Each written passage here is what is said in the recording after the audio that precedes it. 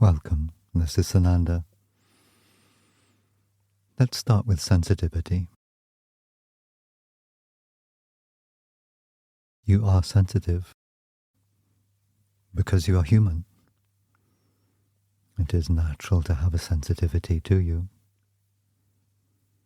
And certainly it can feel as if there is quite a range of sensitivity across all of the human species, that you can encounter people who seem to you not very sensitive, others who feel very sensitive to you, and you will place yourself on that spectrum.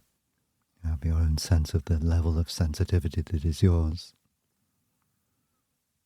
But fundamentally, I would maintain that all human beings are highly sensitive. I'll come back to that subject. But keep in mind that sense of inequality, that if it is the case that you feel sensitive or hypersensitive, that you may be less out of the general order of people than you have sometimes felt. If your sensitivity is difficult for you, if you find it difficult to handle your sensitivity in the company of others or in the world in which you find yourself, there can of course be a temptation to consider reducing your sensitivity. And that can be done. But the analogy I would use is something like drugging yourself or anesthetizing yourself, rendering yourself less conscious, essentially. And I would suggest that for anyone, that's a not particularly helpful direction to travel in. Far more fruitful, far more beneficial, it's going to help you grow, is to look at how you can use that sensitivity. We might make a simple division. There is your sensitivity as a human being, and there is how you use that sensitivity, what's going on within you in response to all that your many senses actually are picking up on and alerting you to. And it's that area of response that I'll focus on. But before we do that, let's look at the area of protection. It's not quite the same area that we'll be addressing in the main, but it has a relevance and a connection, obviously. So another approach, if you feel yourself to be too sensitive for the world in which you're living or too sensitive for certain situations within your life, that there is a feeling the strength of the energy that you're experiencing is reaching a pitch that you experience as attack, then there can be a temptation not now to drug yourself or anesthetize yourself, but to protect yourself, to in some way push back, actively or passively, against that energy you experience as being invasive or attacking. Here I would use a simple analogy. Take yourself back to the days of medieval knights. Imagine yourself preparing for a battle. You know that your enemies will be carrying sharp swords and be willing to use them. And so what do? You invent armor. It becomes more and more sophisticated over the decades. And it works quite well. It will ward off at least some of the attack that comes your way. So you may feel this is worth it. This is saving my life. However, consider what it must have been like to wear that suit of armor. Cumbersome, heavy, you get very hot inside, you couldn't see very well.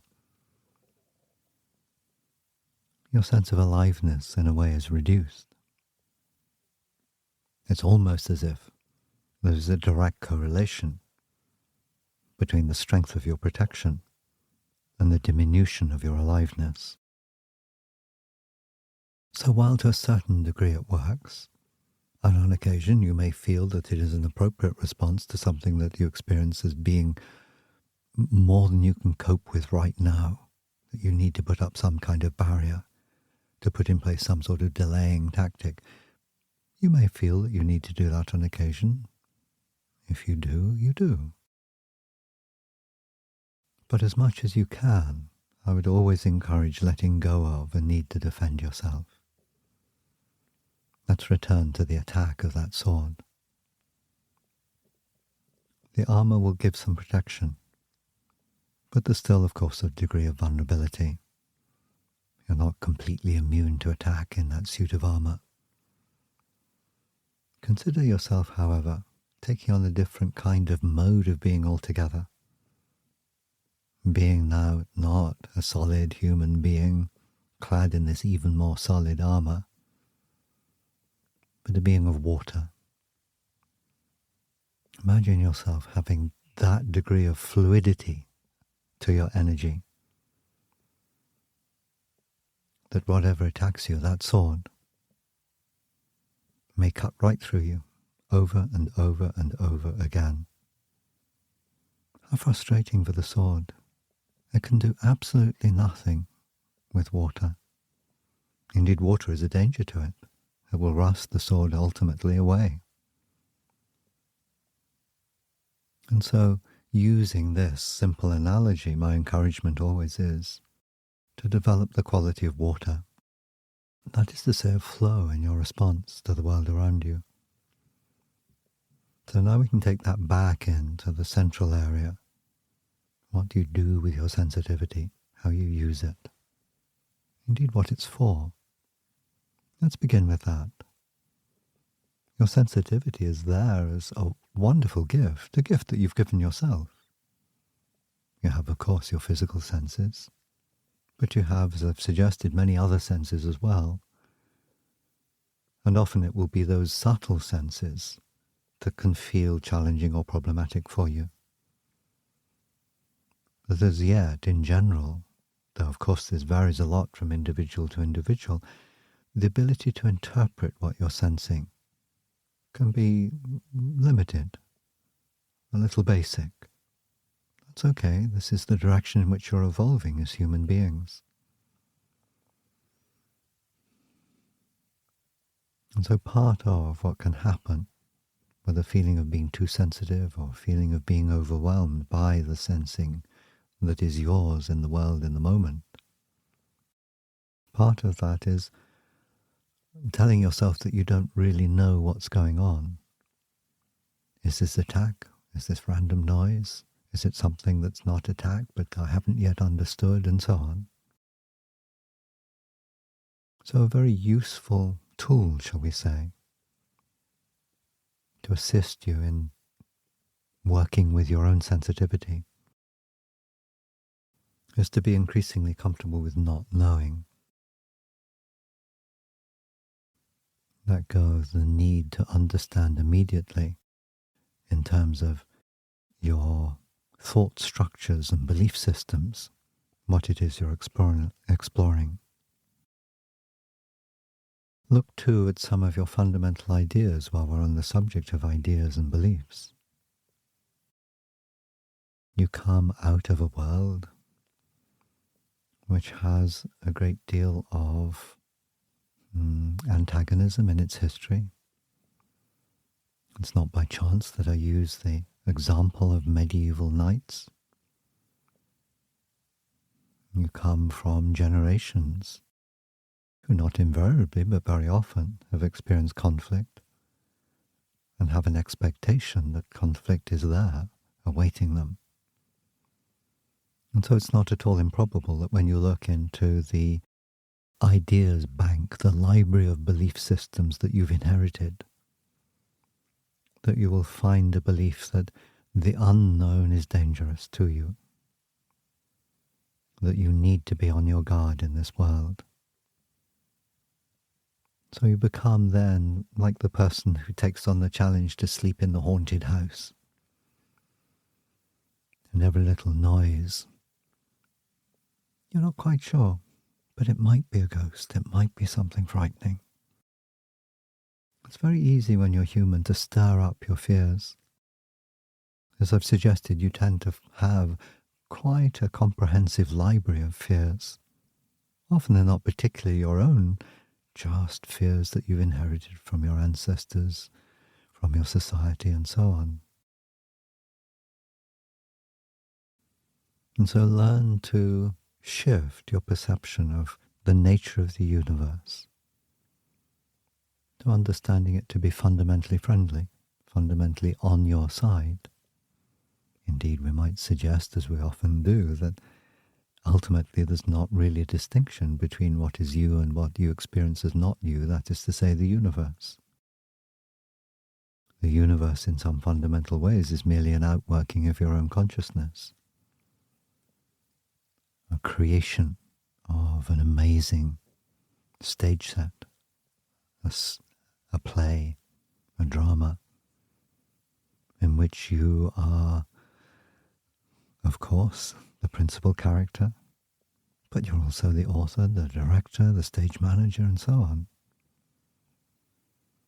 This is not done in isolation. You don't put on a play merely for your own amusement. It's also there to entertain others. I simply mean by that your experience of being in this universe is a co-creation. It's not wholly down to you. There is a perspective from which we can say that, yes, actually it is all you. But if that is to be true, then the sense of what you is needs to change somewhat from your more familiar idea. So being willing not to know and being comfortable and letting that accompany an increasing movement towards a sense of existing in a friendly universe is helpful.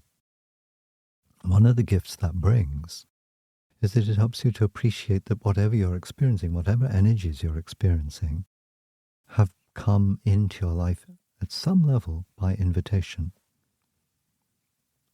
So that which you experience as attack, even if it's in its most threatening form, its most alarming, its most life-threatening form, has come in some way, at some level, at your behest.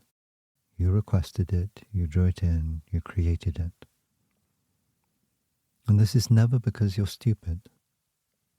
It's always because you, at that higher level where you're operating these mechanisms of universal understanding, that you recognize that whatever it is you're drawing into your life helps you in some way to grow.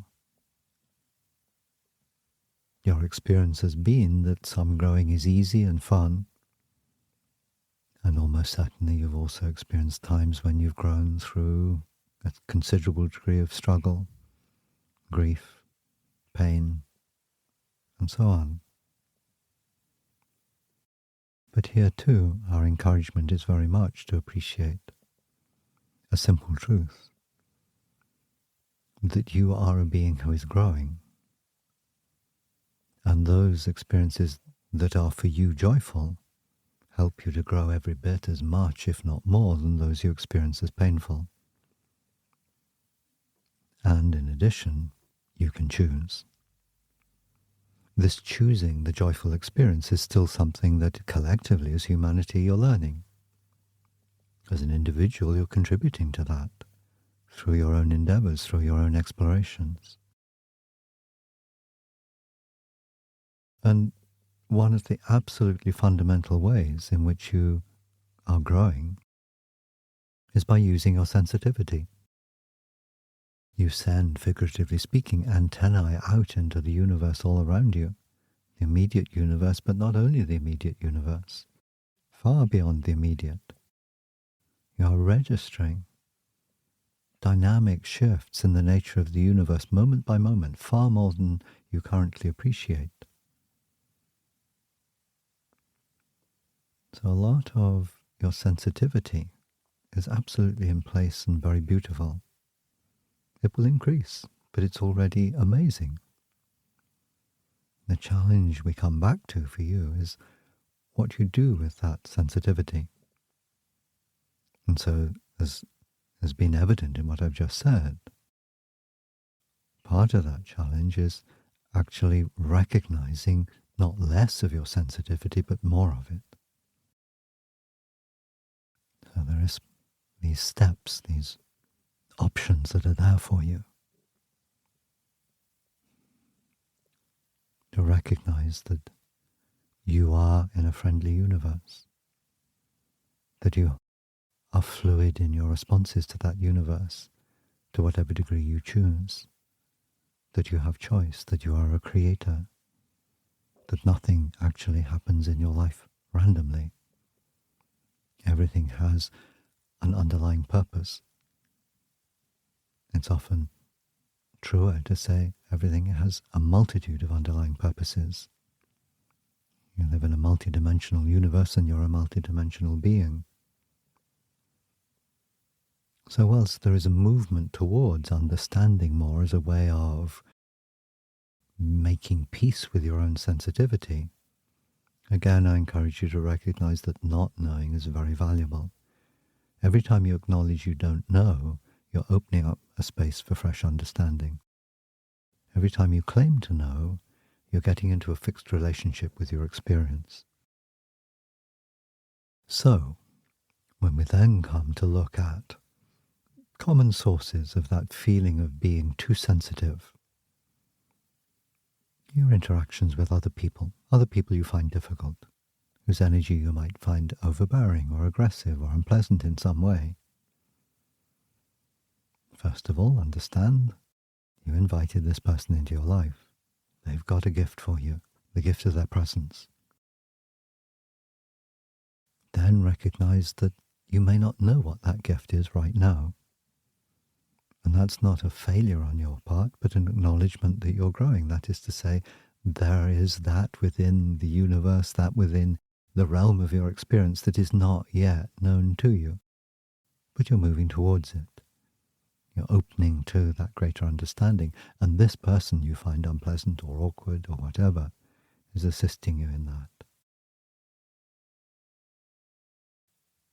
So often when you look at what gives you pain from your sense of being too sensitive, what you'll find is that there is an entanglement between the emotional body and the mental body. There can be other things that happen as well, but this is very common.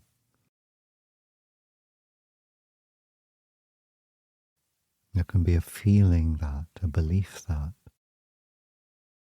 you are powerless. You don't know how to deal with this awkward person. There doesn't seem any way of politely brushing them off or making peace with them or whatever your idea of what would be useful to you might be. You are, so to speak, stuck with this person for the time being, and your patience is being sorely tested. And because you feel stuck, you feel powerless. And so you've got a whole bundle of ideas about what's going on there. And one of those ideas is, if I can't change things in the way that I want them to change, then I'm insufficiently powerful, and I'm probably in this situation actually powerless. This is never ever true. That's a false idea. But as long as you attach your sensitivity to a sense of powerlessness, then you've got trouble, you've got a problem. So here too is an area to look at. You are never ever powerless. It can often be the case that that which your personality desires is not within your realm to achieve right now. But that's not being powerless. That's a mismatch between your highest good and your personality's ideas and beliefs. And it may be extremely beneficial for you to have that mismatch in the sense that your personality's desires and beliefs may be not really compatible, even if they were in the past, with who you are now and who you are becoming. So let's return to that image of the sword attacking the water. This awkward person. What's going on? Of course, there may be direct interaction between you and him or her. Words spoken, for example. But if you look behind or beneath the surface of those words spoken, what you find is an exchange of energy. There's an interaction. Two energy beings relating to each other. That other person's energy, your energy, they're meeting, they're interacting. Some part of you is saying, I'm not in control here. I haven't got the power I need or want. Maybe I'm even completely powerless. I'm not happy with that. As I've said, this is you deceiving yourself. An understandable deception, but it's not what's happening. If you look at yourself in relationship to any other living being, you will always find there is an interaction of your energy with that being. You only have to think of someone, perhaps someone you met briefly years ago, and in the moment of that thinking, your energy is interacting with that person. And it's not a battle. It's not push or pull. It is simply interaction. You are allowing yourself, when you acknowledge this, when you know this is what is going on, you're in that state of flow, like water. And what you experience as attack, or some part of your mental computation experiences as attack, is recognized simply as interaction. And you shift from a place of feeling, this is too much, I'm oversensitive, or whatever might be happening to you, to a sense of, okay, this is interesting. I'm engaged in an interaction with this being. How can I use my energy in ways that are helpful to us both? You don't need to change the other person. They may change, they may choose not to change right now. So here is another very important pointer. If you feel that you're oversensitive and you're dealing with someone whose energy you find distasteful, unpleasant, aggressive, whatever, let go of any idea that you need to change that person. It's a waste of your energy, and it's unkind to the other person. You can help them if they're willing to receive help, for sure. But trying to win over this situation, to conquer your sensitivity by imposing change on another person, even if that imposition is merely a wish that is in your head, it's not going to help. Instead, learn to respond to the energy of that person as it is. Now you've got a wonderful use for your sensitivity, because your sensitivity can open up to say, okay, well, what is the energy in this moment of this person? And very soon you'll find that it's not the presenting aggression or whatever it is has been upsetting you, but there is much, much more to that person than that presenting behavior. That there is an astonishing richness and depth to every individual being. And that you can begin to use your sensitivity to find that limitless beauty that is there within every human being, every creature, every living being.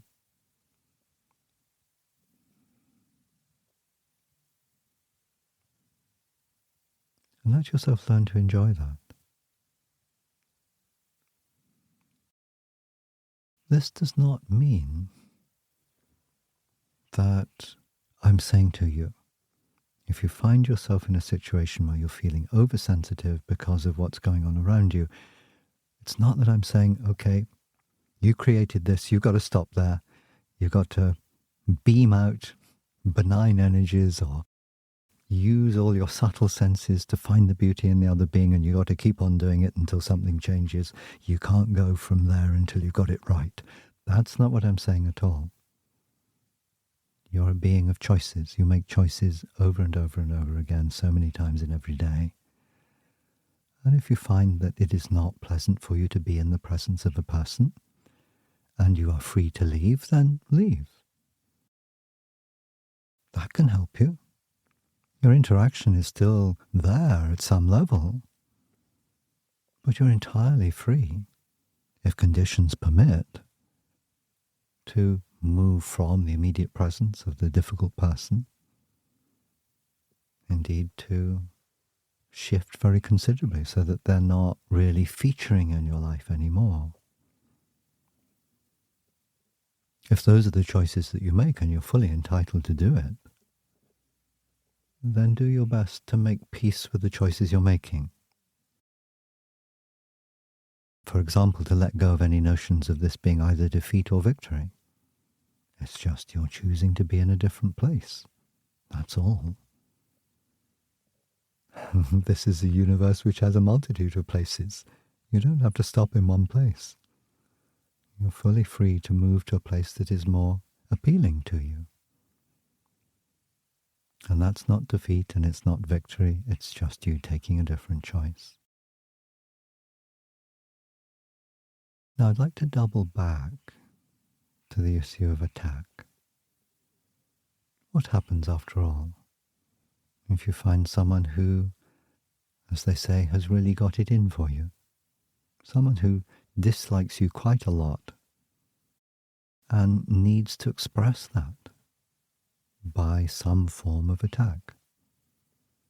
Perhaps not a literal physical attack, but something that is intended to upset you, rather than being a kind of coincidental side effect of their presence in your life.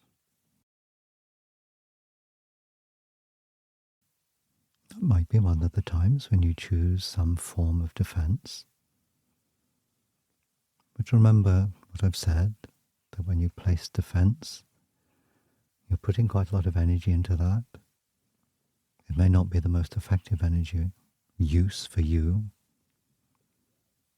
You may experience it as not really a solution, but more of a kind of holding place.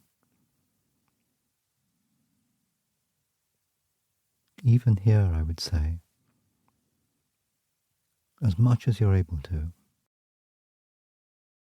learn to look behind or within the attack. In this reality that is yours at this time, I would say that anyone who attacks you, in this deliberate sense, I want to cause you hurt or harm, is coming from a place of pain, and that pain is going to be based on fear.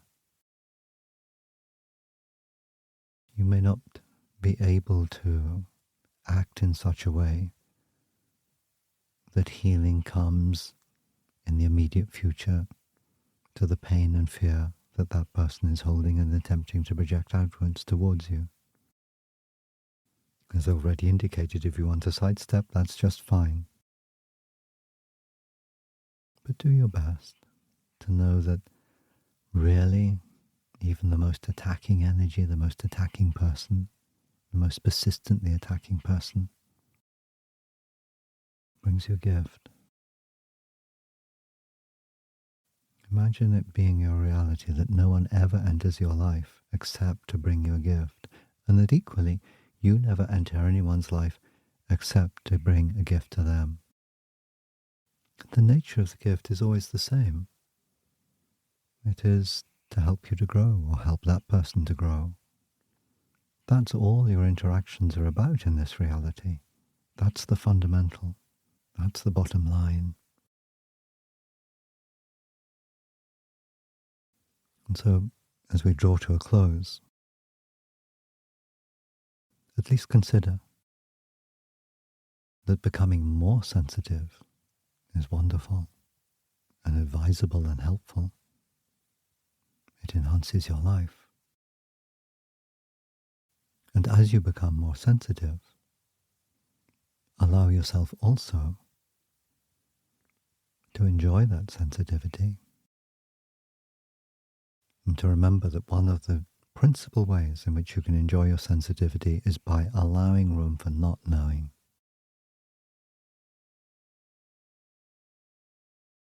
When you let yourself have that room, you become much larger.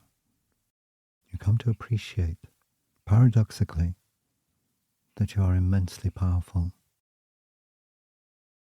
Not as a force, but as presence.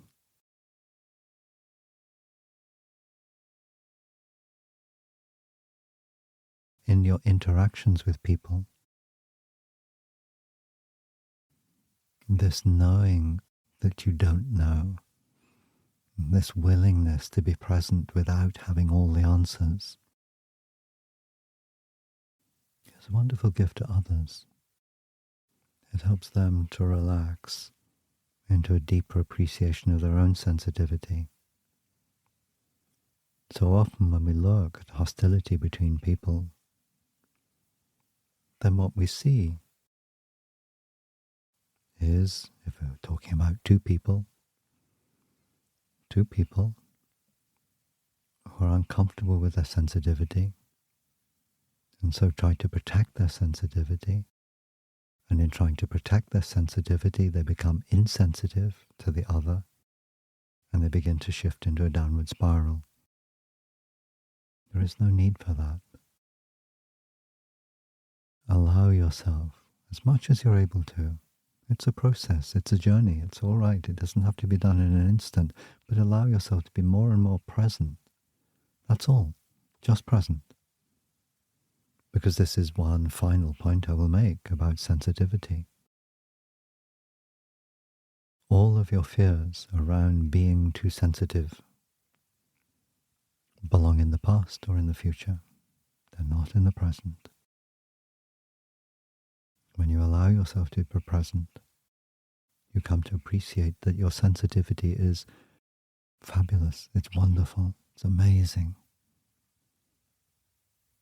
And you have this ability to respond to all that the universe is. And in doing so, you come to know more and more of the universe, and you come to know more and more that ultimately you are the universe you know, and that there is no division between you and others, that you're all manifestations of the same oneness. And therefore, in being sensitive to one another, and more sensitive to one another, opens you up to that oneness. And that's wonderful. Thank you for listening.